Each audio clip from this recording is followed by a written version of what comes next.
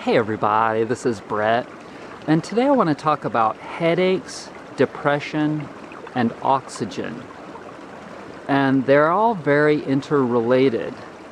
And if you've got a problem with one, you've probably got a problem with another one, or all three.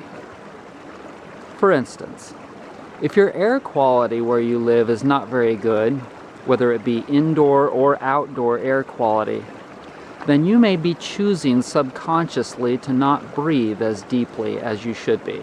And if you're not breathing as deeply as you should be, then you're not getting enough oxygen into your body.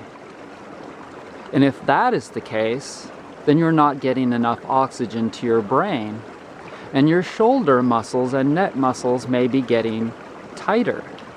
And that could be making it worse, and then you get headaches between those two things. Tight muscles here, and then not getting enough oxygen through your blood give you headaches, both those things, because the musculature here gets tight, and that creates an external musculature headache. And then within the skull, in your brain, you're not getting enough oxygen, and that creates a headache. And you'll notice the beautiful river that I'm panning to there, all frozen, well, partly frozen. But, so what if you're depressed because of certain things that have happened to you in your life? Okay, so maybe you have heartache in these regards, and it could be for a lot of different reasons. Maybe you lost someone died in your life.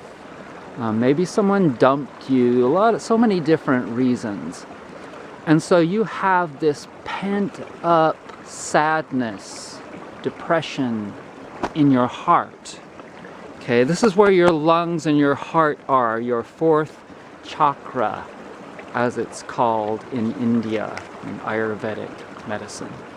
And people that have these depressions tend to not breathe as much. They'll not breathe as much while they're sleeping. They'll not breathe as much in the day, or they'll not go outside even. They might not even go outside because they have these mental issues that are preventing them from healing on a physical level. You see, because the more that you breathe, the more that it opens you up emotionally. I learned this a long time ago in American Indian breathwork ceremonies, where they would tell you, keep breathing, keep breathing. They would ask you to keep breathing. And that's because what that's going to do is make you cry or scream or get very angry and open up emotionally. But if people aren't ready to open up emotionally, they'll do the opposite. They'll not breathe as much. And maybe they have both problems. So many people, probably the majority of people out there, have bad air quality and they have emotional problems. And so that's doing a double whammy on them, and that makes them more depressed. And what do they turn to? Their psychiatrist that prescribes them some Zoloft, like what they wanted to do with me.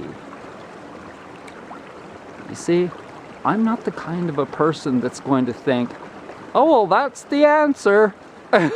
Here, just pop some of these, and that's the answer to all my freaking problems. Do you think that that's the answer to your problems? Popping pills?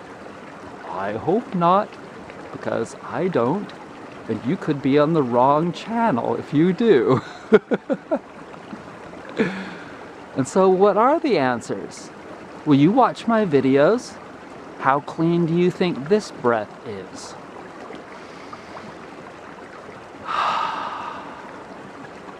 How much do you think that I'm not facing my issues?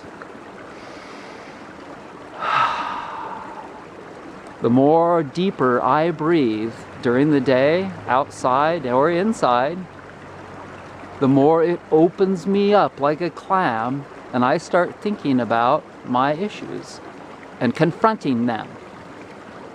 That's where it's at. Anne knew that. My friend, my counselor, Anne, she knew that. And that's why she didn't recommend freaking drugs. She recommended doing real healing. Real healing. You do the freaking work. And you make the changes in your lifestyle. And you make the efforts to achieve clean air. Because you may not think that there are places in this world where there are clean air. Well, I'll have you know different. There are places where the water is pristine, clean, right here in North Carolina.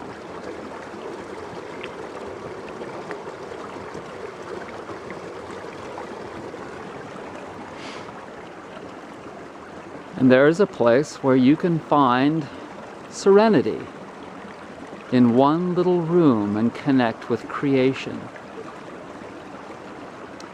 And so those are just some examples of how headaches can be directly affected by air quality and depression and all vice versa. And so I want to thank you so much for joining me.